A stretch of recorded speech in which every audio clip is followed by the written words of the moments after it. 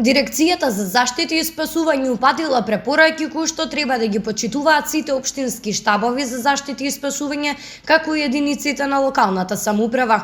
Првиот човек на Велес Аце Коцевски на својата пресконференција извести дека штабот ќе заседава онолку колку што е потребно со цел заштита на здравјето на граѓаните и спречување на ширењето на коронавирусот. Континуирано ќе вршиме дезинфекција на објектите кои се во сопственост на општината, на јавните установи основани општината, на другите фреквентни јавни прометни површини. Тоа ќе се прави континуирано во наредниот период на територијата на целата општина.